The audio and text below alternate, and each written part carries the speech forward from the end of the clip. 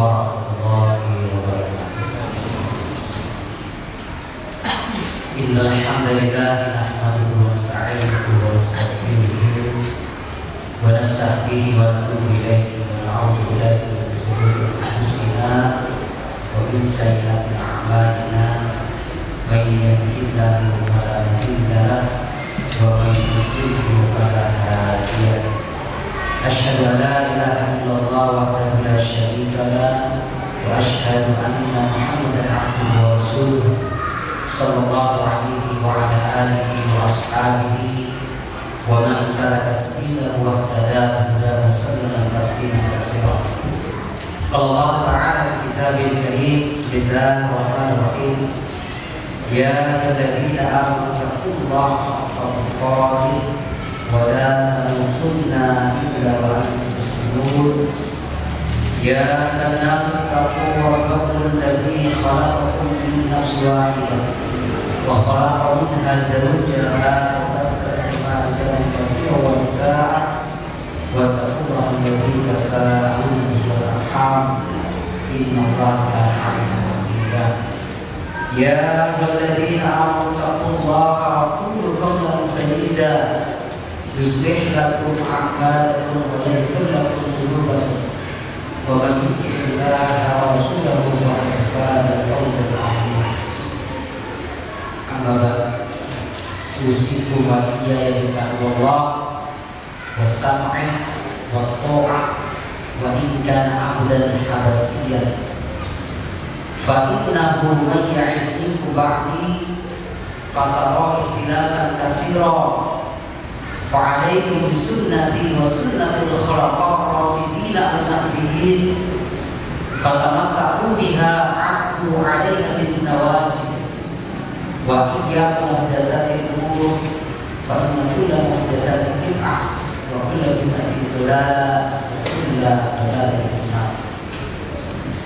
Hadirin kiram,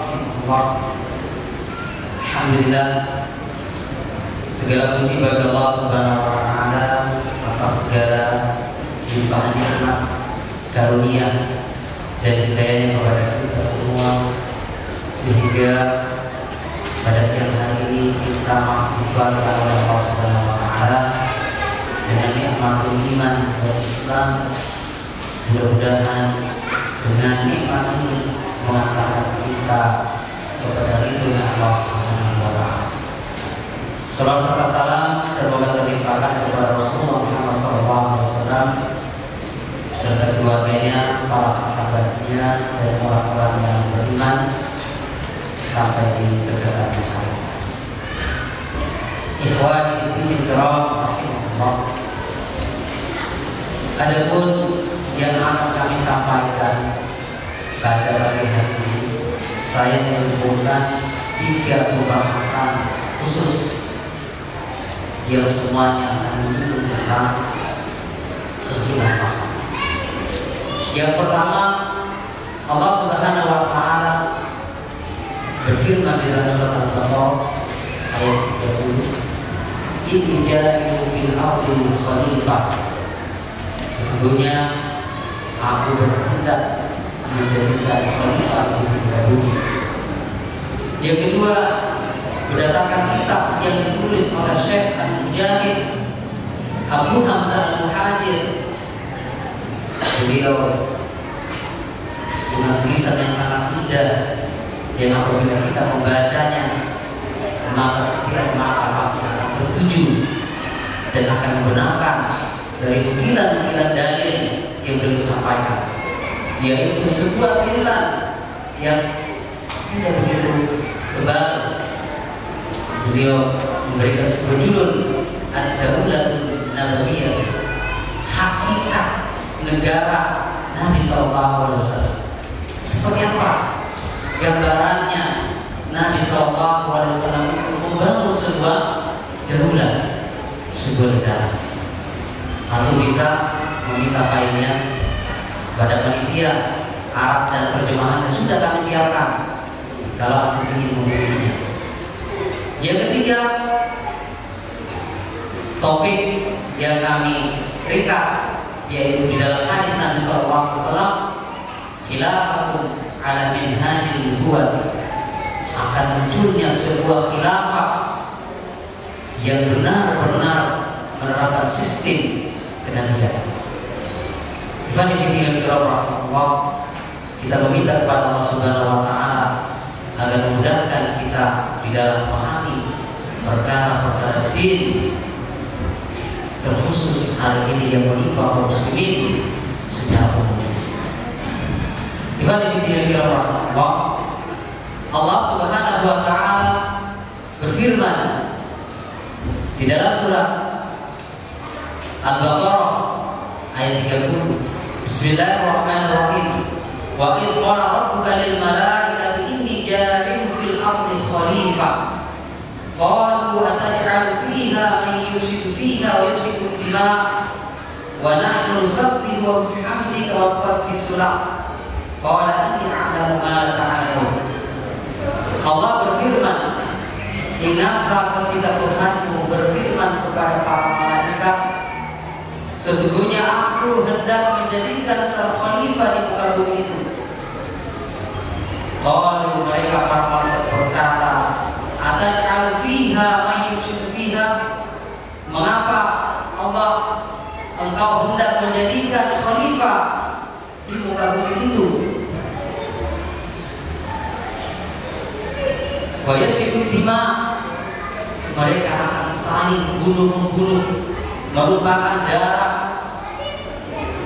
Wa nahnu nusabbihu bihamdika wa nuqaddisu lak, sementara kami para malaikat memujimu, bertasbih kepadamu dan mensucikanmu. Qala inni a'lamu ma la ta'lamun. Allah menjawab, sesungguhnya aku mengetahui apa yang tidak kalian ketahui.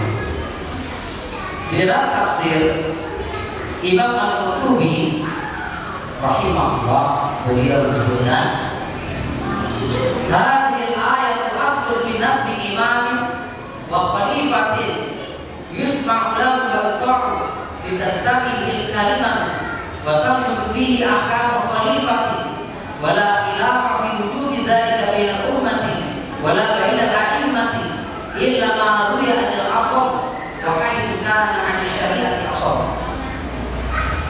Imam Al-Qurtubi mengatakan ayat ini adalah pondasinya pijakan finasbi imam untuk mengangkat seorang imam, pemimpin, wa khalifatin, atau seorang khalifah,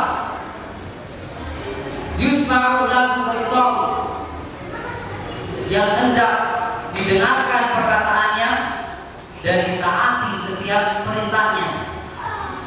Litastami'a bihi kalimat, untuk menyatukan semua kalimat, menyatukan semua kata, mempersatukan kaum muslimin dengan satu kalimat. Tidak ada perbedaan, tidak ada perselisihan, tidak ada perselisihan. Itu adanya dengan imam atau khalifah. Wa taqtu bihi ahkam khalifati, dan menerapkan dengannya hukum-hukum kekhilafahan, hukum-hukum sebuah negara. Wala khilafah fi wujubi dzalika, dan tidak ada yang menyelisih tentang kewajiban hal itu bainal umat, di antara umat ini, wala bainal a'immat, dan di antara para imam-imam, illa ma ruwiya anil asr, kecuali diriwayatkan dari orang yang bisu, sumun, buknyun, omyun, pakun, dan yang sikon. Jadi kalau ruwiyahnya diriwayatkan dari orang yang asor, sumun, tuli, kemudian mengambil riwayat-riwayat dari orang yang tuli, Imam Al-Qurtubi mengatakan, hai sukana di syariat kasor, itu riwayatnya orang tuli, syariatnya orang-orang yang tuli. Jadi tidak ada perbedaan di antara umat ini dan para imam-imam kita Ahlussunnah wal Jamaah, para ulama sepakat bahwa wajibnya kita mengangkat sebuah kekhilafan imam di tengah-tengah kaum muslimin yang akan mengatur seluruh urusan kaum muslimin. Kemudian dalam kitab tafsir Ibnu Katsir, Allah berfirman, wa idh qala rabbuka lil malaikati, ketika Allah mengatakan, dan ingatlah ketika Rabbmu berfirman kepada para malaikat, ay wadhkur ya Muhammad idh qala rabbuka lil malaikati waqsud ala qaumika dzalika. Imam Ibnu Katsir mengatakan, ingatlah wahai Muhammad ketika Rabbmu berfirman kepada para malaikat, waqsus, kisahkanlah, ceritakanlah ala qaumika dzalika, kisah itu, perkara itu kepada kaum supaya mereka paham apa sebenarnya arti khalifah. Inni ja'ilun fil ardi khalifatan, sesungguhnya aku hendak menjadikan di muka bumi itu seorang khalifah. Ibnu Katsir mengatakan, qauman yakhlufu ba'dhum ba'dan qarnan ba'da qarnin wa jilan ba'da jilin, yaitu suatu kaum yang akan menggantikan kaum yang lain, kaum demi kaum, qarnan ba'da qarnin, zaman demi zaman, wa jilan ba'da jilin, dan generasi demi generasi. Jadi khalifah itu menggantikan sebagian yang lain, zaman demi zaman, dan generasi demi generasi. Dan itu pasti ada di sebuah khalifah. Kemudian masih dalam tafsirnya Al-Mujahid an Abdullah bin Amr qala kana jinnu banil janni fil ardi qabla an yakhluqa adam bi alfi sanatin fa afsadu fil ardi wa safaqu dima'a fa ba'atha Allahu jundan minal malaikati fa tawiquhum hatta alqahum bil jazairil kufur. Qala Allahu lil malaikati inni ja'ilun fil ardi khalifah. Saya membacakan kepada kita semua tafsir terlebih dahulu supaya kita tidak salah memahami ketika kita memahami hakikat tentang khilafah. Imam Mujahid menyebutkan, dahulu kana jinnu banul jannah jadi fil ardh, adalah jin dari keturunan bangsa jin, yaitu nenek moyang mereka, dan fil ardi qabla ayyam Qur'an bi alfi sanah, mereka sudah menghuni bumi ini selama 1000 tahun. Jadi sebelum Nabi Adam alaihissalam turun ke dunia ini, para jin-jin itu sudah menduduki, membuat tahta kerajaan di dunia ini sebelum Nabi Adam diciptakan. 1000 tahun. Fa'afsadu fil ardh, maka para jin ini berbuat rusak. Yang mereka tahu di bumi ini hanya berbuat rusak. Fasafaqu dima, tahunya cuma saling membunuh, menumpahkan darah.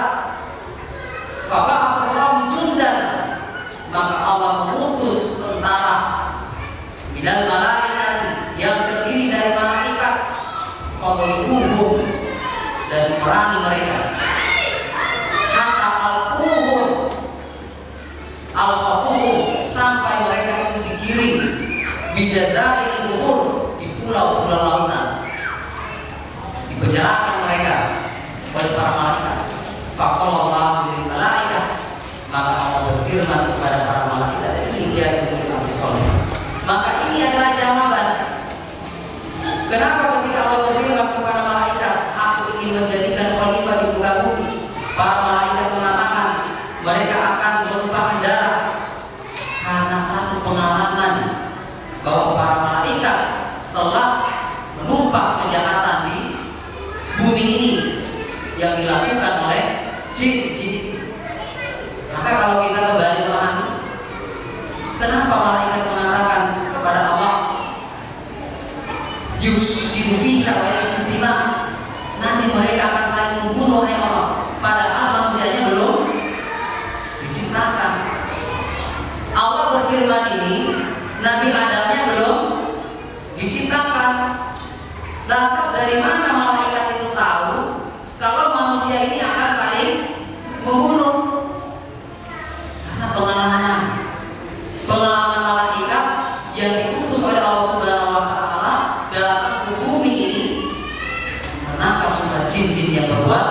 rusak. Makanya khalifah adalah yang disebut sebagai khalifah. Arti khalifah itu adalah pengganti kaum sebelumnya. Arti khalifah. Kenapa Abu Bakar As-Siddiq disebut dengan khalifah Rasul? Karena pengganti Rasul di dalam menjalankan hukum syariat Islam. Disebut dengan khalifah Rasul, pengganti. Jadi silakan kalau kita mau masuk kepada kitab Ibnu Mandur Lisanul Arabi, apa itu definisi khalifah secara bahasa? Dia adalah generasi pengganti. Fadil kira-kira rahimahullah.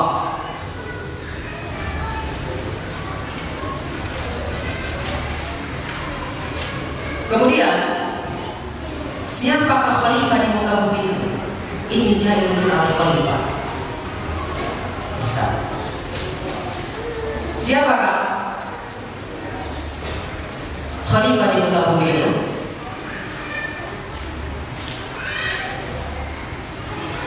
Ketika ditafsirkan oleh Ibnu Katsir, fakana fi ilmillahi jalla sana'u annahu sayakunu fi dzalika al-khalifati anbiya'u wa rasulun wa qaumun salihun wa sakinul jannah. Siapa khalifah di muka bumi ini? Wa nahnu nusabbihu bihamdika wa nuqaddisuka wa la ilaha illa anta ta'lamun. Siapa khalifah yang dimaksud oleh Allah itu? Ibnu Katsir mengatakan, fakana fi ilmillahi azza wa jalla sana'u adalah pengetahuan ilmu Allah Subhanahu wa taala yang maha agung. Annahum sayakunu min dzalikal khalifah, sesungguhnya mereka yang akan menjadi khalifah itu adalah anbiya, para nabi, wa rasulun, para rasul, wa qaumun shalihun, dan orang-orang yang soleh, wa sakinul jannah, yang akan menghuni surga. Jadi khalifah di muka bumi ini adalah mereka para nabi, para rasul, orang-orang soleh. Dan Allah buktikan khalifah itu dalam firman-Nya, khalifah Nabi Daud alaihi salam. Allah firmankan dalam surah Shad ayat 26, ya Daud inna ja'alnaka khalifatan fil ardi fahkum bainan nasi bil haqqi wa la tattabi'il hawa fayudillaka an sabilillahi alladziina yudilluna an sabilillahi lahum 'adzabun syadidun bima nasu yawmal hisab. Wahai Daud, inna ja'alnaka khalifatan. Berarti Nabi Daud ini khalifah. Jadi Nabi SAW itu khalifah. Saya pernah berbicara dengan seorang ustaz. Saya tanya kepadanya, kapan Nabi SAW mendirikan sebuah khilafah, kekhilafahan? Dia menjawab, Nabi itu bukan khilafah. Dia menolak Nabi khilafah. Bagaimana Ibnu Katsir mengatakan khilafah itu adalah anbiya'un wa rasulun. Nabi Daud alaihissalam disebutkan oleh Allah Subhanahu wa taala, ya Daud, ya Daud inna ja'alnaka khalifatan fil ardh. Wahai Daud, sesungguhnya kami akan menjadikan kamu khalifah, penguasa di muka bumi. Apa fungsinya? Fahkum bainan nas bil haqq, maka berilah keputusan hukum perkara di antara manusia dengan adil, dengan benar. Wala tattabil hawa, dan janganlah kamu mengikuti hawa nafsu. Fayudilluka an sabilillah, yang mana hawa nafsu itu akan menyesatkan kamu dari jalan Allah Subhanahu wa taala. Innal ladzina yudilluna an sabilillah, dan sesungguhnya orang-orang di kitabnya menyesatkan, orang-orang yang menyesatkan dari jalan Allah, lahum adzabun syadidun, bagi mereka azab yang pedih, bima nasu yaumal hisab, yang mereka terlupakan sudah dosa-dosa mereka. Allah akan munculkan di hari hisab. Nabi Daud alaihissalam memaktobi dalam arti sebagai khalifah. Maka kapan Nabi SAW menjadi sebuah khalifah? Kapan? Kalau kita baca kitab sirah, ulama sirah mengatakan bahwa Rasulullah SAW meletakkan bila khilafah semenjak diutusnya Mus'ab bin Umair ke Madinah dan terjadinya Baiatul Aqabah. Apa? Baiatul Aqabah itu sebenarnya tujuannya apa? Mengangkat iman. Para ulama sejarah mengatakan bahwasanya Rasulullah SAW yang pertama kali meletakkan sendi kekhilafan daulah itu terjadi melalui Baiatul Aqabah. Diutusnya sahabat ke Madinah Yathrib sebelum Rasulullah SAW hijrah. Balik Allah. Allah Subhanahu wa taala berfirman di dalam surat Hadid Al-Hadid ayat 25, "Wa laqad arsalna rusulana bil bayyinati wa anzalna ma'ahumul kitaba wal mizana liyaquma an-nasu bil qisti wa anzalna al-hadida fihi ba'sun sadidun wa manafi'u lin-nasi wa liya'lamu Allahu man yansuruhu wa rasulahu bil ghaib innallaha qawiyyun 'aziz." Sungguh kami telah mengutus rasul-rasul kami dengan membawa bukti-bukti yang nyata. Rasul tadi siapa? Kami telah mengutus rasul-rasul kami berarti menjadikan rasul itu sebagai khalifah. Bil bayyinati dengan membawa bukti-bukti yang nyata. Wa anzalna ma'ahumul kitab, disertakan bersama khalifah itu sebuah kitab.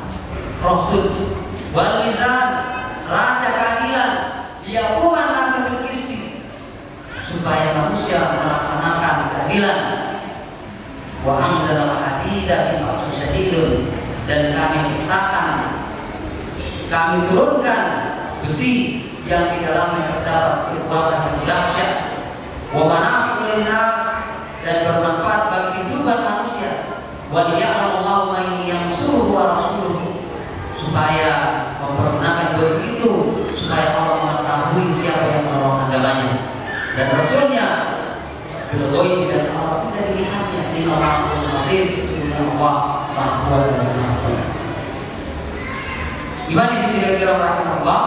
Ini adalah tujuan Allah Subhanahu wa taala menciptakan Adam, sehingga Imam Al-Qurtubi hadil ayat laisa ilahatun Adam alaihissalam, bahwa ayat ini menjelaskan bukan hanya sekedar khilafah Nabi Adam saja, tapi seluruh para nabi dan rasul yang diutus oleh Allah Subhanahu wa taala, mereka dijadikan sebagai sebuah pemimpin kaum muslimin. Allah. Kemudian selanjutnya dalam tafsir Imam Ibnu Katsir masih surah Al-Baqarah ayat 30. Ini tafsir semua saya sampaikan dulu. Jadi sepanjang ini masih tafsir surah Al-Baqarah ayat 30. Hal yujibul ishhad ala aqdil imamah, apakah harus ada saksi atas terbentuknya kepemimpinan sebuah imamah? Fihi khilafun faminhum man qala la yashtaru wa qila bala wa yakfi syahidan. Mengenai masalah ini terdapat perbedaan pendapat di antara mereka para ulama. Ada yang mengatakan bahwasanya hal itu memang satu keharusan dan cukup 2 orang saksi saja. 2 saksi saja sudah cukup diangkat khalifah. Jadi membentuk sebuah kekhilafahan cukup 2 saksi. Tidak ada dalilnya itu. Kamu pergi dulu ke sana, pergi dulu ke timur, ke barat, ke utara, ke selatan, tanya semuanya. Tidak ada dalilnya begitu. Disebutkan dalam tafsir Imam Al-Qurtubi dan di dalam tafsir Adwaul Bayan, Al-Imam Asy-Syafi'i rahimahullah menyebutkan la al-yujibul isyhadu ala aqdil imamah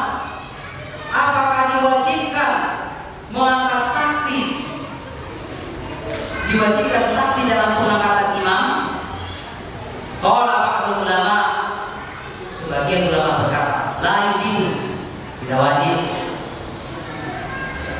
Jadi tidak usah dipermasalahkan. Kalau motor-motor dan alur dan pelakinya siapa? Dari yang mana? Kita baca lagi. Lianna ijabat al-ishadi yahtad ila dalil minal naqli. Ini jelas. Dikarenakan kewajiban mengangkat saksi yahtad ila dalil minal naqli, harus menunjukkan ini dalil naqli, itu dalil Al-Quran dan Sunnah. Ini dalilnya wajib.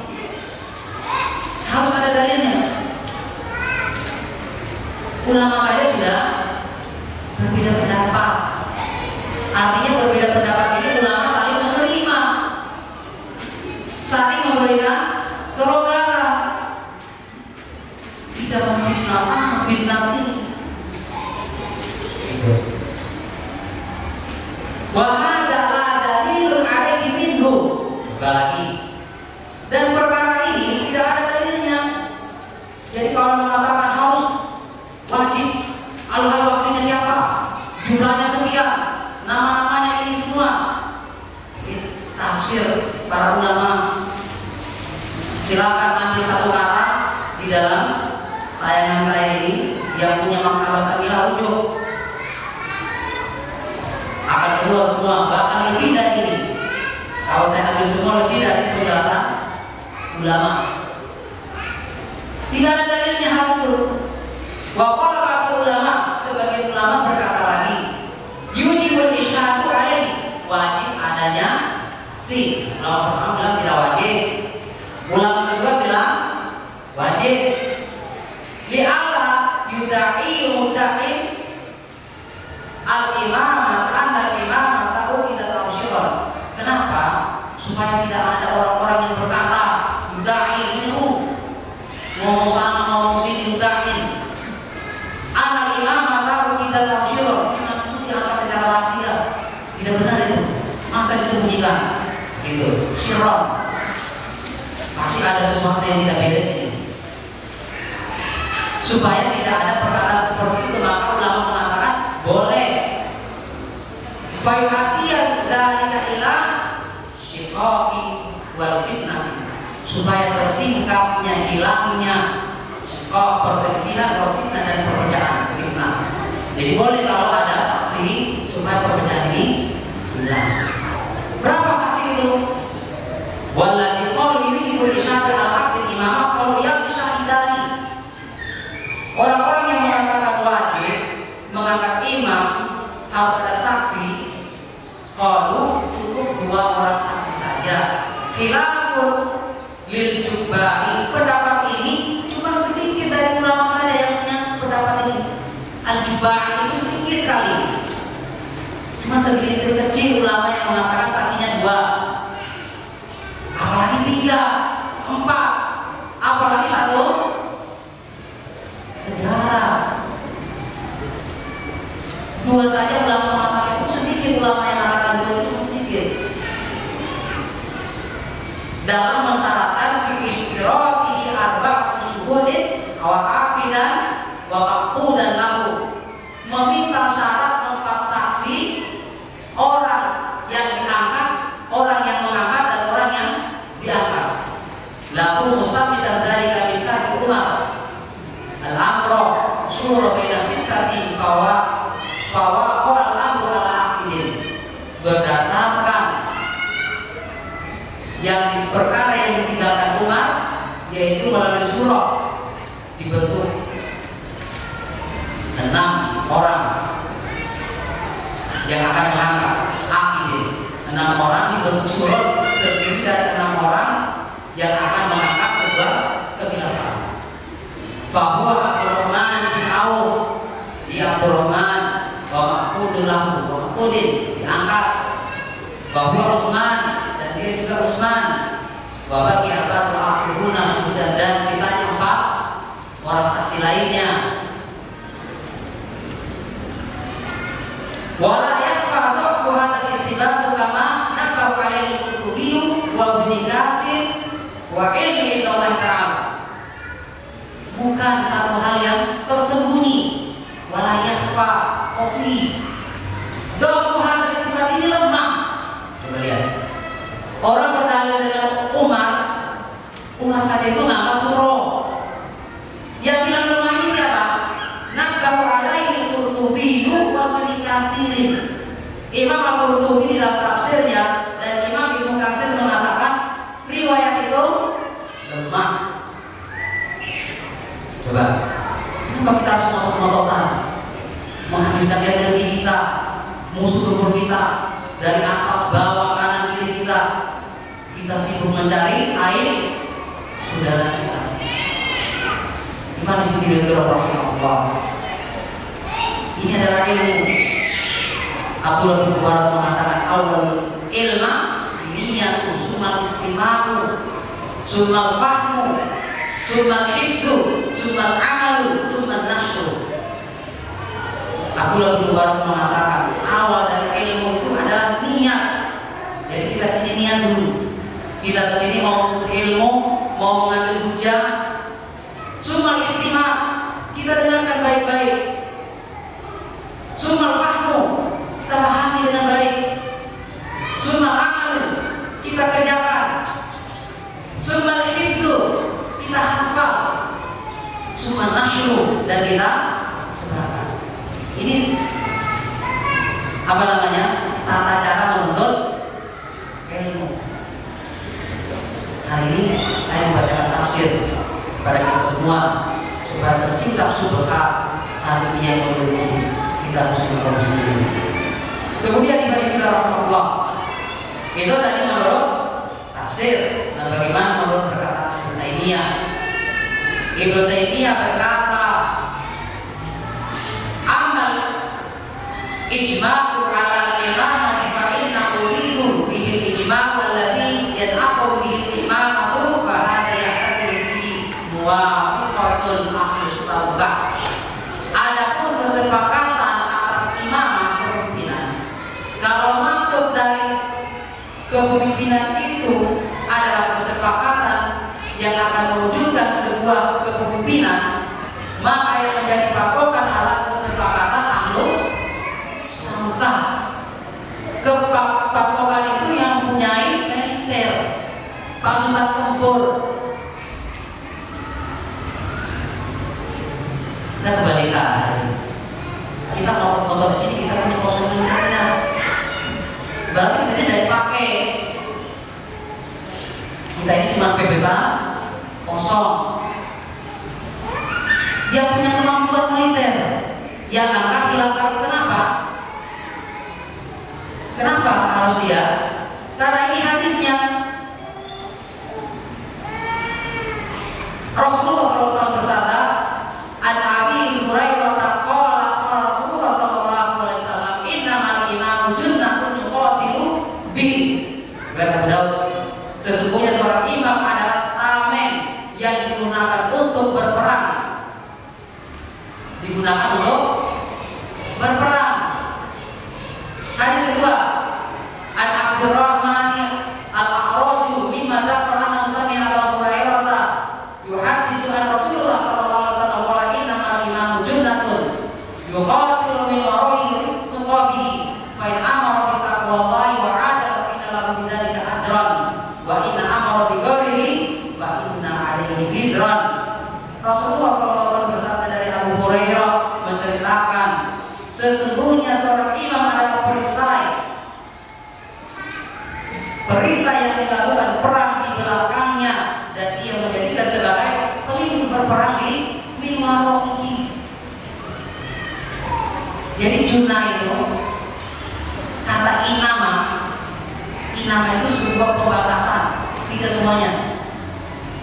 Contohnya innama mu'minuna ikhwatun, sesungguhnya yang bersaudara hanyalah orang beriman saja. Jadi kalau dia itu meskipun bapak kita, ibu kita, keluarga kita, anak kita, kalau tidak beriman kepada Allah, bukan beriman, saudara.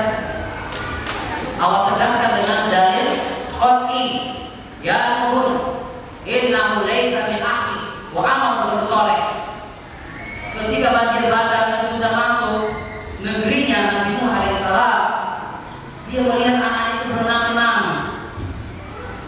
Ya Allah, tolonglah anak saya ya Allah. Anak minum. Allah menegaskan, wahai Nuh, dia itu lagi sambil ahli, bukan keluargamu. Coba. Dia itu bukan padahal anak kandungnya. Wah, menurut soalnya perbuatannya bukan perbuatan orang baik. Allah pisahkan antara Nabi Nuh dan anaknya. Kenapa? Anaknya memiliki kekafiran, sementara Nabi Nuh adalah Rasulullah Subhanahu wa Ta'ala. Innamal mu'minuna ikhwah, sama innamal imanu junnah. Jadi junnah ini dipakai untuk orang-orang yang berperang di belakangnya imam. Coba ada hadis lagi ya yang lebih spesifik. Hadis riwayat Muslim. An Abu Hurairah qala Rasulullah sallallahu alaihi wasallam innamal imamu junnatun fa idza shalla fa'aqilan fa shallu. Nabi mengatakan, memakai kalimat junnah itu di dalam sholat. Sesungguhnya imam itu adalah perisai jika melakukan sholat. Apabila dia sholat dalam keadaan duduk, maka duduklah kalian. Dan apabila dia mengucapkan sami Allahu liman hamidah, maka ucapkanlah sami Allahu liman hamidah. Sekarang orang yang ikut sholat bersama imam, junnah sholat yang ikut imam. Apakah orang yang tidak sholat ikut rukuk sama imam? Ada orang sholat jamaah di masjid ini. Ini contoh hadis. Ada orang sholat jamaah di masjid ini. Kemudian ada orang di luar masjid tidak sholat, di teras masjid tidak sholat. Apakah dia juga ikut rukunya imam? Tidak. Yang ikut imam itu cuma orang yang melaksanakan sholat. Itu junahnya imam. Jadi junahnya kaum muslimin ini adalah barang siapa yang mengikuti imamnya di dalam melakukan peperangan. Bagi kaum muslimin. Coba kalau kita pahami bagaimana perang Hudaybiyah. Perang Hudaybiyah itu terjadi tahun 6 Hijriah. Karena perintah haji turun tahun 6 Hijriah. Maka Rasulullah SAW merealisasikan perintah itu dengan mengumpulkan para sahabat 1.500 sahabat, terdiri dari sahabat Muhajirin dan Ansor, sahabat senior, berangkat semua untuk melaksanakan umroh. Tapi ketika sampai di Hudaybiyah, 22 km dari Mekah arah barat daya Mekah. Jadi kurang 22 km, Lebak Hudaybiyah itu sudah mau masuk di Masjidil Haram di Ka'bah. Dicegat sama orang-orang Quraisy. Suhail bin Amr datang. Ya Muhammad, tidak boleh masuk Ka'bah dan kamu tidak boleh tawaf di Ka'bah. Dan saya kesini Muhammad, saya minta supaya kamu pulangkan anak saya. Abu Jandal, kisahnya. Saya kesini itu mau minta kamu supaya pulangkan anak saya. Apa kata Rasul? Ini anak pengambil.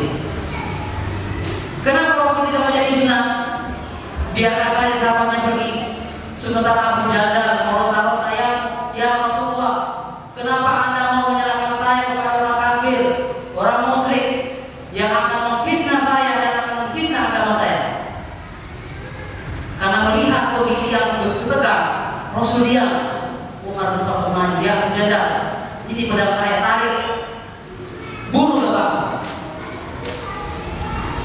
Kalau cuma diberi kesempatan Rasul, kemudian dibunuh sama Umar. Suhail bin Amr. Tapi ini perintah. Saat Umar tidak menerima apa yang terjadi di Hudaybiyah ini. Ya Rasulullah, bukankah engkau utusan Allah? Iya. Bukankah kita ini di atas kebenaran? Iya. Umar tidak puas. Datang lagi kepada Abu Bakar, ya bukankah kita ini di atas kebenaran? Iya. Bukankah dia itu utusan Allah? Iya. Wahai Umar, taatilah Rasulullah sampai kamu mati. Kemudian Umar mengatakan, saya menyesal atas kejadian itu, dan saya banyak sholat malam, dan saya berpuasa sampai akhir hayatnya, menerus kesalahannya. Nah sekarang yang kita adalah mana Rasul sebagai junah? Padahal ada sahabat 1.500 orang. Rasul pulang lagi tidak jadi. Kemudian pada tahun ke-7 Hijriah Rasulullah SAW mengutus sahabat untuk masuk karena ada perjanjian. Tahun ke-8 Hijriah terjadi waktu 2 tahun Nabi SAW menunggu. Nah, ini khilafah itu dideklarasikan berapa? Beberapa bulan dari bulan Ramadan, bulan Juli, Agustus, 3 baru 4, kurang lebih 4 bulan. Kita sudah macam-macam untuknya. Nabi itu dipulangkan, pulang sama kamu. Menunggu 2 tahun baru menghilangkan sedih-sedih kekafiran ini. Jadi kita tidak adil di dalam mengambil sikap. Minimal kalau kita tawakuf itu artinya orang yang diam karena tidak mendapatkan dalil yang lebih kuat. Dia memahami ini tidak kuat, tapi dia diam. Itu mana tawakuf? Contohnya saya beri contoh tentang Al-Qur'an di zaman Al-Ma'mun, Imam Ahmad terjadi satu cerita yang sangat dahsyat, yaitu tentang Al-Quran itu makhluk. Ini makna tawakuf. Ramai dibicarakan apakah Al-Quran itu makhluk atau kalamullah, sehingga ada ulama seorang datang ulama wahai Syekh, sehingga ada yang mengatakan apabila ada orang yang melafazkan Alhamdulillahirabbil alamin, hadza makhluk atau kalamullah, sampai pertanyaan orang-orang kepada para ulama itu segitunya. Ya Syekh, Alhamdulillahirabbil alamin, hadza makhluk atau kalamullah. Ini makhluk apa? Kalamullah. Ulamanya dia tahu. Alhamdulillah kita punya ulama yang subhanallah ilmunya. Siapa dia? Al-Imam Bukhari rahimahullah. Dia menjelaskan ketika orang itu bertanya, apakah ini makhluk? Imam Bukhari menjawab dengan santai.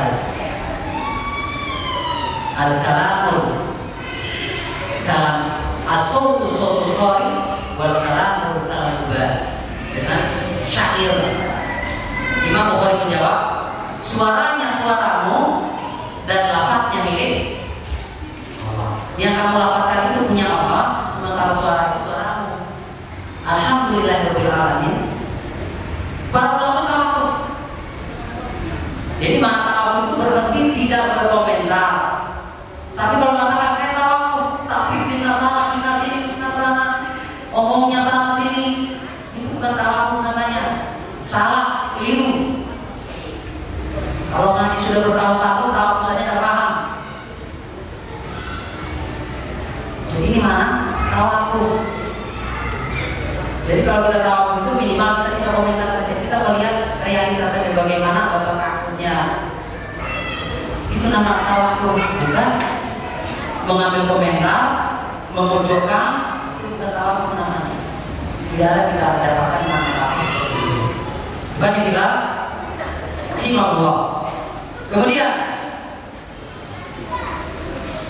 kalau khilafah ini berjaya di muka bumi, karena itu berdasarkan firman Allah Subhanahu wa taala. Dan memang Allah akan menguasakan bumi ini khusus orang beriman saja. Allah berfirman dalam surat Al-An'am, "Wallazi ja'alakum khala'ifal ardi wa rafa'a bainakum ba'dakum fawqa ba'din darajatil liyabluwakum fima ataakum min rabbika syarrul qawl wa innahu laghafurur rahim." Allah Subhanahu wa taala berfirman, dialah Allah yang menjadikan kamu penguasa di muka bumi. Khalaif jamaknya dari khalifah. Jadi Allah menghendaki ada khilafah di muka bumi. Harus. Kenapa? Karena bumi ini adalah warisan. Coba kita lihat surat Al-Anbiya ayat 105. Laqad katabna fi zaburi min ba'di dzikri annal arda yusla ibadiyas shalihun Dan sungguh telah kami tulis di dalam Zabur. Menurut para ulama, Zabur itu pertama maknanya adalah kumpulan kitab-kitab Allah selain Al-Quran. Yang kedua, Zabur itu khusus kitab yang diturunkan kepada Nabi Daud. Dan sungguhnya telah kami tulis di dalam Zabur, sesudah kami tulis di dalam Zikroh, Lauhul Mahfuz, bahwasanya bumi ini diwariskan atau warisan. Warisan itu yang punya dikasih. Nih, siapa warisannya? Yurisuha ibadiyas sholihun. Bumi ini warisannya Allah kepada orang-orang beriman. Ini hak kita. Kita mengambil hak kaum muslimin dengan melalui sebuah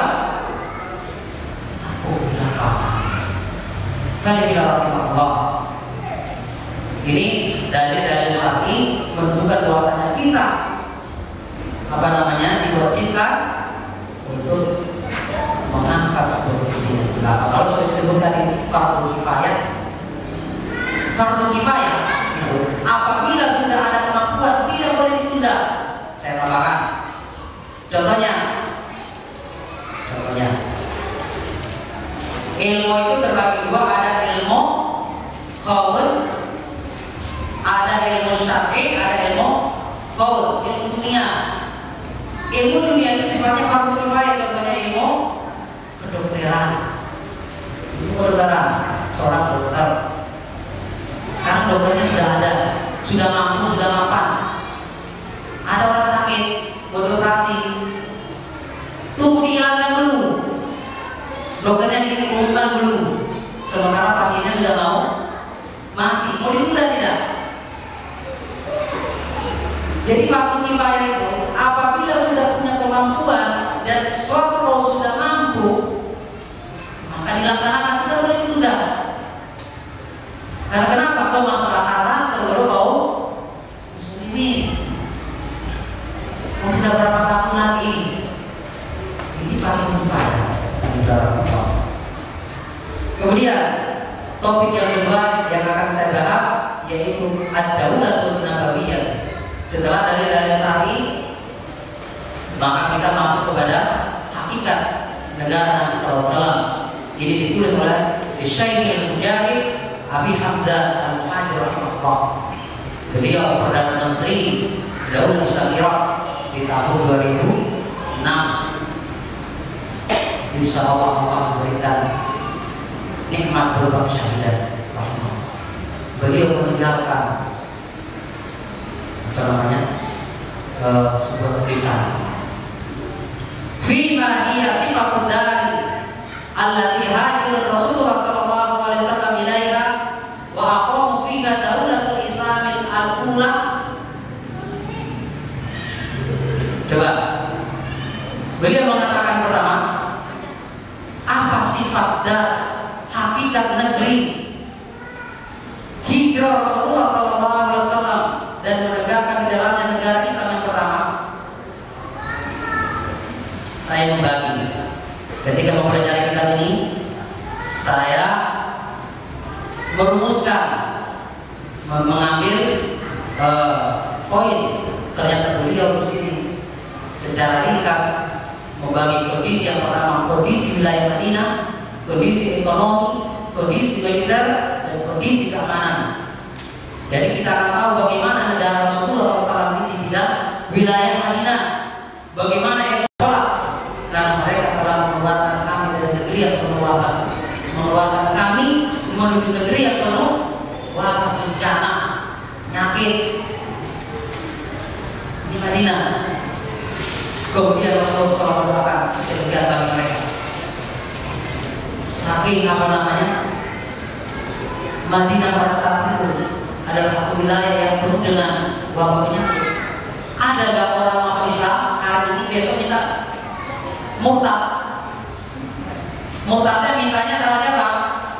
Rasulullah. Imam Bukhari meriwayatkan hadis sahih, al-Jabir al-Anhu ja'al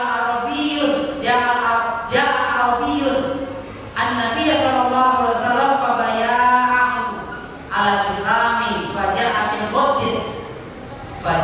min al-ghad mahmuman Madinah faqala aqilni fa'aba salasa miratin faqala Madinatu kal kabir wa takfi habasahu wa yasau kita.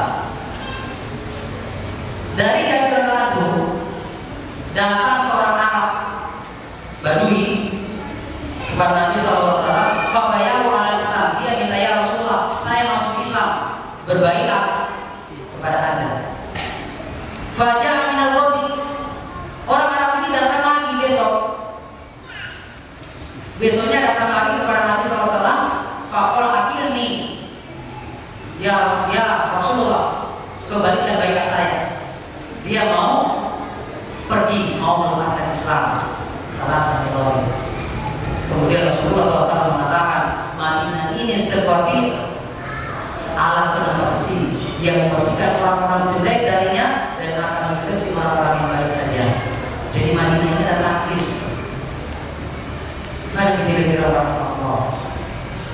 Kemudian coba kita lihat bagaimana Daul Islam Irak hari ini ada tampilan.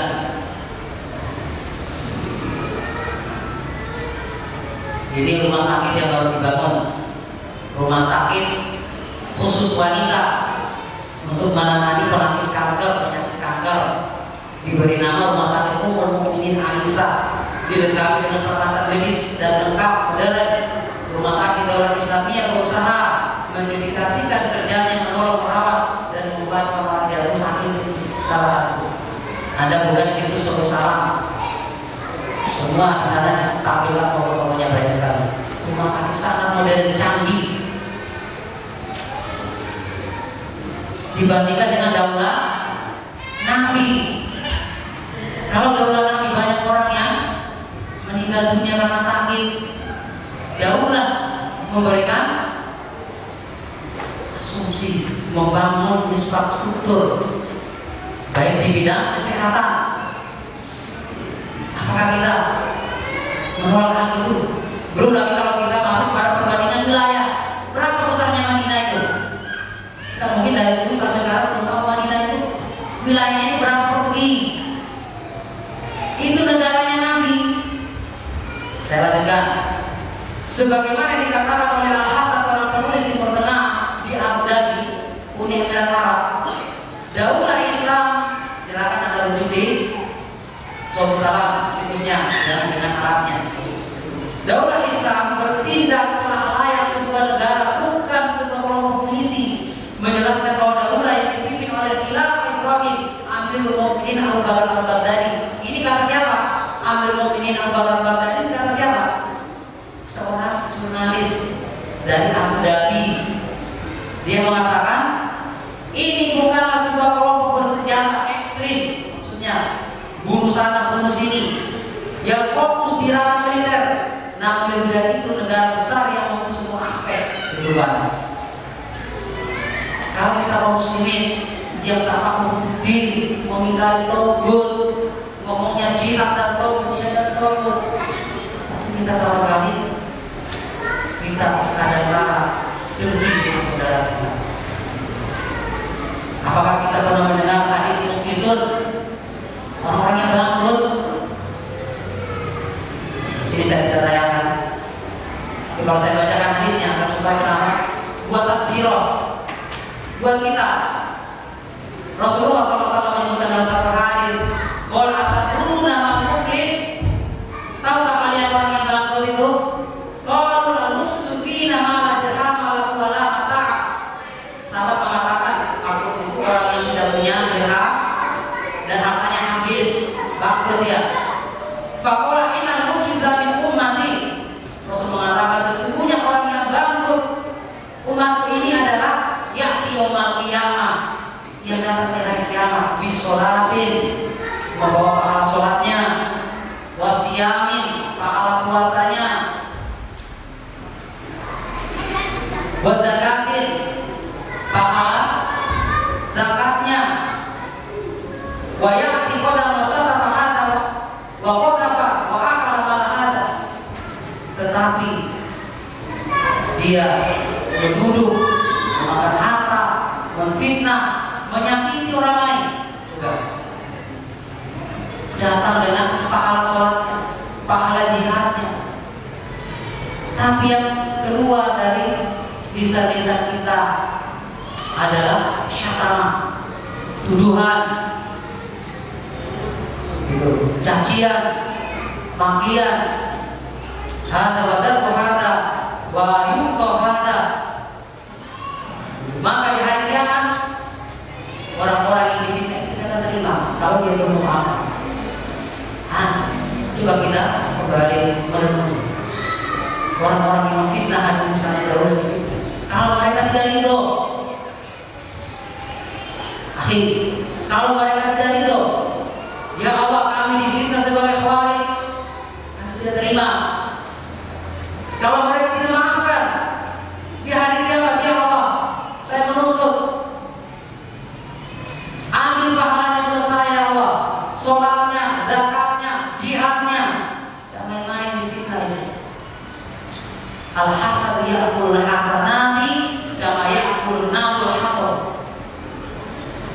Hasad, dengki, itu namanya dengki.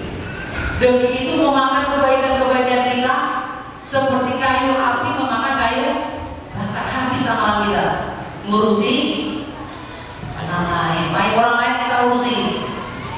Biar kalau kita tidak setuju, biarin saja mereka sanadi daulah Islam Irak. Biarin saja mereka. Nanti kita lihat bapak akhirnya bagaimana. Kalau tidak setuju begitu, sepertinya begitu. Karena kita juga setuju bapak bersih tidak jauh, tidak sampai di sini kekuasaannya. Tapi minimal kita sebagai seorang muslim, masalah khilafah ini adalah masalah al-wala'u wal-bara'. Saya pernah bertanya kepada seorang ustaz yang masyhur, ya ustaz, apakah daulah Islam Irak hari ini telah dipulangkan menjadi sebuah khilafah, sah atau tidak? Tidak sah, saya menolak. Dan beberapa hal, salah satunya tidak ada hal-hal artinya. Wahai ustaz, kalau antum menolak, apakah mereka yang berjihad di Afghanistan, mereka sebagai mujahid, ya, mereka berjihad dalam barisan Al-Qaeda, mereka mujahid. Apakah mereka hari ini yang berperang di bawah pimpinan Al-Baghdadi, mereka mujahid? Misalnya dia bunuh, dia mujahid. Dia mujahid. Ini walau kalau dia mujahid berarti kita cinta. Kalau kita katakan dia khawarij, harusnya ngeri. Sebaik-baik pembunuhan di muka bumi ini ada bunuh orang khawarij. Ketika kita melontarkan mereka khawarij, bunuh mereka. Main-main khawarij itu pahalanya besar. Kalau saya bacakan dalam kitab Al-Wala'u wal-Bara' yang ditulis oleh Muhammad bin Sa'ad al-Khattabi, di situ disimpulkan dari kitab Ibnu Qayyim Ilamul Muwaqqi'in. Insyaallah bisa ditayangkan perkataan Imam Ahmad, siapa khawarij sebenarnya? Pada kira-kira rahimahullah. Kita kembali ke pembahasan. Ini yang sudah. Kemudian kita mulai bertanya,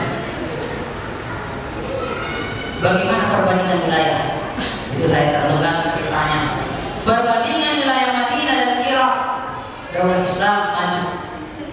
Madinah sama Irak, coba lihat petanya. Madinah itu kecil, adalah satu provinsi di negara Arab Saudi yang sekarang menjadi provinsi di negara Arab Saudi. Berapa luasnya? Coba teruskan. Lihat luasnya berapa? Ya warna biru. Madinah Al-Munawwarah adalah salah satu provinsi negara Saudi, areanya total 589 kilometer persegi. Kalau Jawa Tengah, saya Jawa Tengah itu buka di Google, Jawa Tengah itu jauh lebih besar, 59 kali Madinah baru bisa Jawa Tengah.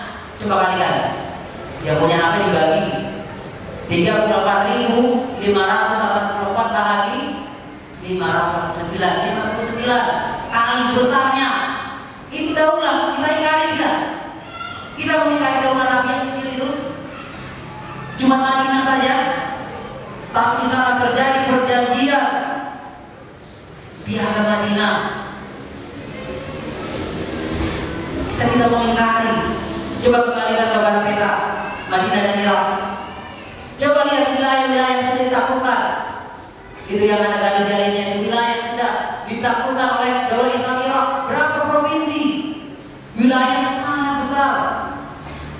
Kalau Nabi SAW wilayah cuma Madinah kita terima. Gimana dengan Daulah Islam Irak? Yang wilayahnya hampir hari ini dikuasai sepenuhnya, kecuali beberapa tempat saja yang dalam masih dalam pertempuran. Cuma tidak rahimahullah. Coba kalau kita lihat perkataan dilanjutkan, gitu. Perbandingan wilayah khilafah Irak pada tanggal 13 Oktober 2006, para pejuang Islam yaitu para mujahidin mengumumkan terbentuknya negara Islam Irak yang mengklaim otoritas atas kebenaran.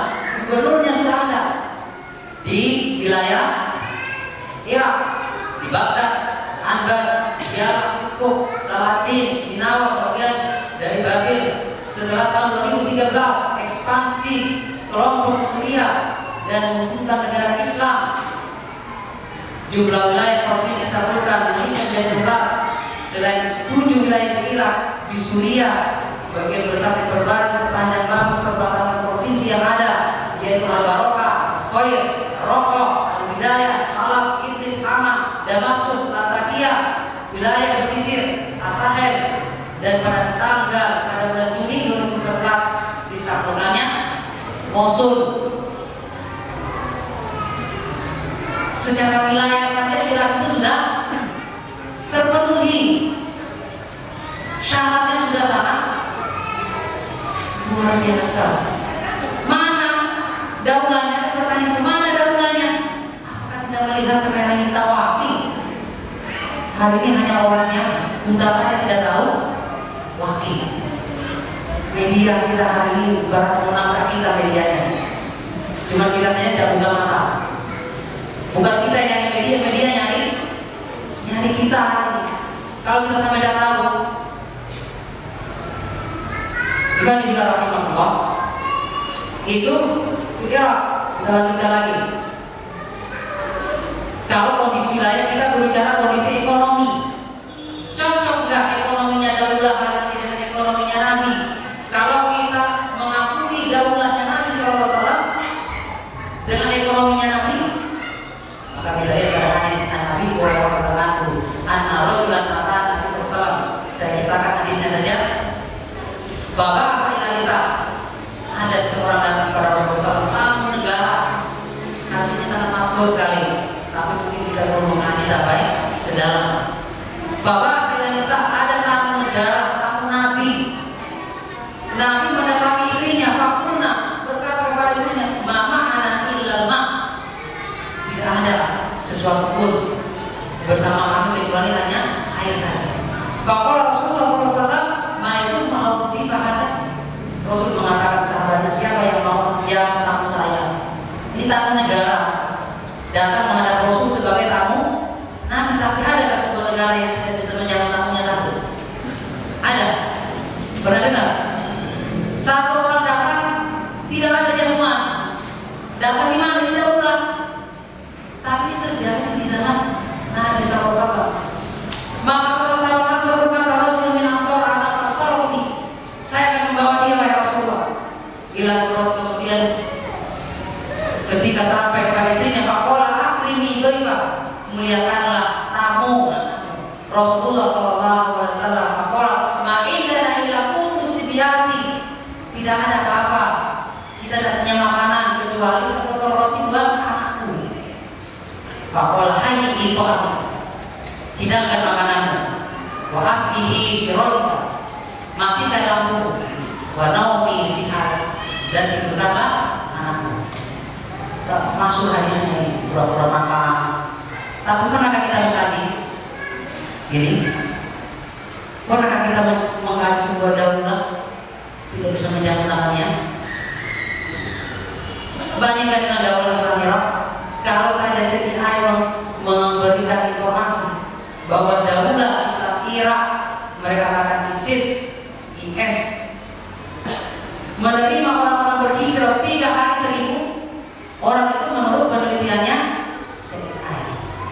3 hari 1000 orang beri makan, beri tempat. Bahkan kita mengagetkan mereka sendiri yang mengatakan bahwasanya pasukan hari ini yang berada di Irak itu 300.000. Baru ini untuk masyarakatnya, masyarakat sipil. Itu menurut informasinya mereka, media sekuler, bukan kita. Mereka sendiri kalau tidak benar, setidaknya sudah menakutkan mereka, kan kita untung. Tapi kalau itu benar, alhamdulillah. Kan gitu saja. Kita bacanya itu percaya atau tidak terserah. Kalau itu tidak benar, setidaknya sudah menakutkan mereka sendiri. Banyak sekali ternyata. Bukan bidang apa, ini bidang ekonomi. Coba lihat lagi hadis selanjutnya, Ibnu Majah. Umar bin Khattab, saya pernah menemui Rasulullah SAW ada satu ketika Umar bin Khattab melanjutkan lalu duduk, ternyata saya mendapat hanya mengenakan selembar pakaian, tidak ada yang lain selain yang dipakainya. Rasulullah itu cuma satu baju saja. Maka Rasul mengatakan kepada ahli sufa, para wanita, kalau kalian sholat di masjid, jangan angkat kepala sebelum lelaki angkat kepala. Kenapa? Karena pakaian mereka pendek. Maka seorang Rasul mengatakan, ya Rasulullah, bolehkah kami sholat dengan 2 pakaian? Rasul mengatakan, siapa di antara kamu yang punya 2 pakaian? Siapa di antara kamu yang punya 2 pakaian? Padahal ahlu sufah ini adalah mereka para mahasiswa yang datang dari berbagai negeri, sekolah di masjidnya Rasul. Sufah itu artinya teras yang diberi atap. Tembok pun tidak ada atapnya karena ada tempat tinggal di kasih atap buat tempat tinggal, gak di dinding. Supaya Sufah itu tidak ada dindingnya. Mereka kedinginan lama, sekian kelaparan sampai Abu Hurairah itu masuk Islam tahun berapa? Ke-7 Hijriah. Ada mengatakan 6 Hijriah. Abu Hurairah itu dilanda kelaparan hampir setiap hari. Dan bahkan Abu Hurairah mengatakan gila tapi laparnya dia. Jadi tahun ke-7 Hijriah ekonomi Rasulullah SAW belum berubah. Baru ada perubahan ketika menemukan Khaybar. Ada tanah yang dikerjakan dibagi dengan ahli sini. Baru ada peningkatan ekonomi. Coba lihat sini dalam hadis ini. Saya melihat segenggam gandum sekitar 1 genggam digunakan untuk menyamak terletak di sudut kamar kulit tergantung. Terasa kedua mata saya berlinang air mata. Umar nangis melihat keadaan Rasulullah SAW. Berkata, apa yang buat kamu menangis wahai Rasulullah? Aku menjawab, wahai Nabi Allah, bagaimana aku tidak meneteskan air mata sementara 3 komoditas di sisimu, dan aku tidak melihat dalam ruanganmu kecuali apa yang aku lihat. Sedangkan Raja Kisra, Raja Romawi, dipenuhi ruangan dan sungai-sungai. Engkau adalah Nabi Allah, lihat Allah, namun ruangan hanya seperti ini. Istana negara seperti ini. Beliau menjawab, tidak akan ridho kita mendapatkan akhirat, mereka mendapatkan dunia. Kan kita orang Allah. Padahal sebuah negara itu makmur itu dengan ekonomi. Coba dilanjutkan dengan ekonomi. Seperti Allah sebutkan dalam surat Sabah, bahwa dengan misalkan di masa yang ada kejahatan ini masing-masing Yuris kirok itu masuk lalu badan terkait badan berokok. Allah menguji dan bersabar, punya perekonomian yang luar biasa. Tidak ada satu lafaz dalam Al-Quran yang menunjukkan secara gamblang badan terkait berokok kecuali negeri Sabah. Wahab bin Nabi dan Muhammad mengatakan Allah mengutus kepada mereka 13 nabi. Pimpin mereka, perekonomiannya luar biasa. Kemudian mereka bisa membangun pertanian, bahkan di musim paceklik 1 tahun tidak akan habis air mereka. Bikin bendungan yang sangat besar disebut dengan Ma'rab yang terletak di Yaman, sebelah selatan Yaman. Dan Napani, kebun mereka kalau kias dibacakan 12 surga, kalau tidak berlebihan. Disebutkan dalam riwayat apabila seorang berjalan di kebunnya, membawa keranjang di atas kepalanya, sepoi, meniup daunnya, buahnya jatuh, keranjangnya penuh. Itu negeri Sabah, perekonomiannya, kekuatannya. Anda tahu kan kita fa'al sa'ayin musallim wabannahu min al-jannati jawab alhamdulillah wa syai'in min syidril qalil. Tapi kalau musnahkan karena mereka berbuat kurang. Negeri Sabah itu karena perekonomiannya, kekuatannya, sehingga yang bisa mengalahkan negeri Sabah cuma kekuatan militer yang paling kuat juga. Siapa itu? Nabi Sulaiman alaihi salam. Hanya itu yang kekuatan yang bisa mengalahkan negeri Sabah. Makmurnya, tapi ketika sudah mereka berbuat musyrik, Allah hancurkan dari itu. Nah ini ringkasan negeri kondisi ekonomi daulah Nabawiyah menurut Syekh Abu Hamzah Al-Muhajir. Beliau mengatakan begitulah keadaan daulah Nabawiyah. Saya bacakan bagaimana saja. Begitulah keadaan daulah Nabawiyah sejak awal pertemuan sampai beliau SAW wafat. Rasa lapar yang menimpa semua orang sampai pada batas orang tidak mengenal rasa laparnya sendiri. Sudah mengerti rasa laparnya Allah. Namun meskipun demikian, kami tidak pernah mendengar meski hanya sekali seorang muslim qailan annahu apa namanya wa ma'dzalika ma sami'na qattul musliman wala hatta munafiqan yu'tinu fi daulatihi sallallahu alaihi wasallam. Tidak ada yang mencela sekalipun baik dari orang muslim, orang mukmin yang mengatakan bahwasanya Rasulullah SAW tidak dapat makanan. Orang-orang misalnya tidak mencela dengan Rasul, kalau mereka tidak setuju dengan Nabi. Orang-orang yang begitu saja tidak mencela, karena mereka hidup bertetangga dengan Rasul. Nah, bagaimana kita orang Muslim mencela? Daulah kaum muslimin dicela, difitnah, kan juga. Kalau di zaman Rasul orang munafiknya tidak mencela, berarti orang munafik dalam Rasul itu masih lebih. Hari ini orang Muslim mujahid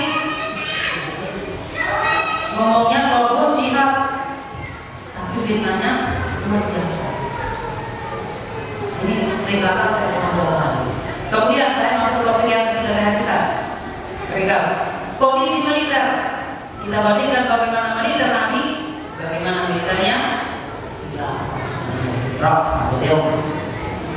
Allah menyebutkan kondisi militer Nabi itu lemah berdasarkan Al-Quran surah Al-Imran ayat 123. Walaqad nasarakum Allahu bi Badrin wa antum azilatun fattaqullaha la'allakum tashkurun. Sungguh Allah telah menolong kamu dalam perang Badar, padahal kamu ketika perang Badar itu azilatun, kamu lemah.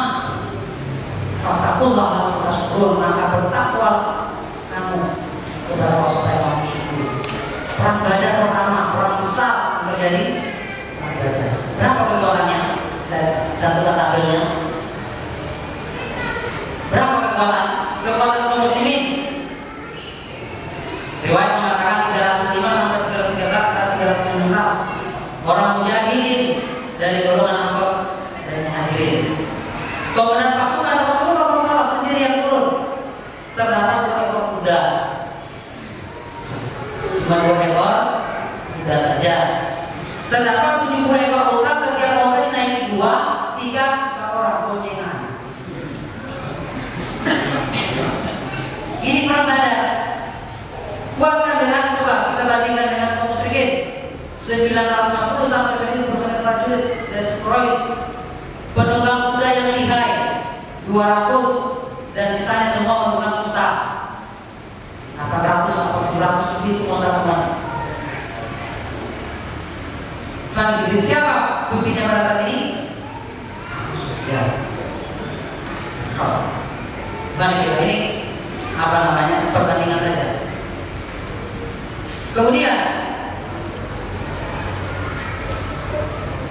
kita kiaskan dengan perang yang terjadi zaman Bani Israil.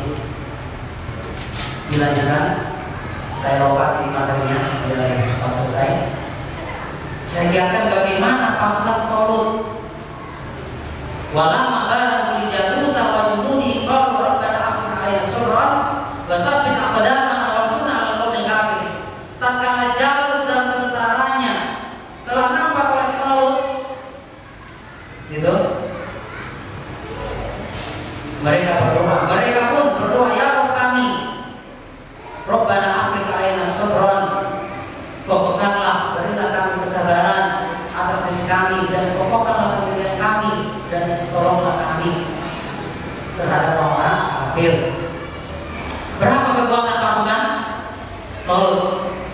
Riwayat pertama mengatakan 300.000. Pasukannya Talut itu 300.000.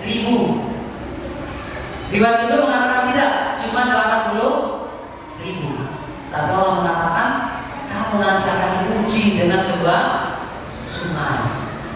80.000 ini menipis menjadi 319. Ada yang mengatakan 313 persis perang Badar. Jadi Talut ini ada yang mengatakan 300.000, ada 80.000. Namun ketika diuji dengan sebuah sungai, menipis pasukan itu menjadi 319. Ketika dia melihat musuh yang sangat besar, musuh pasukan Jalut, militernya, kekuatan besar tubuhnya, gitu. Apa yang terjadi pada saat itu? Muncul seorang prajurit yang tidak dikenal namanya siapa, tidak ditahu dari mana asalnya. Yang dengan prajurit inilah kemenangan berada di tangannya. Kemudian Talut mengambil dia sebagai menantunya, dinikahkan dengan anaknya. Kemudian ketika Talut wafat, dia menggantikan kekhilafan. Itulah khilafah yang memberikan siapa? Nabi Daud. Tidak dikenal sama orang. Baca sejarahnya. Dari desa dia diutus oleh bapaknya 3 bersama saudaranya 2 untuk menjadi relawan pasukan tempur Talut. Pada saat itu terjadi giliran, tarung 1 lawan 1. Gilirannya Nabi Daud tidak dikenal namanya siapa, pemuda dari mana. Jadi kalau mengatakan siapa Abu Baghdadi, hari ini saya membaca tulisan-tulisan subat-subat, tidak dikenal jihadnya dari mana.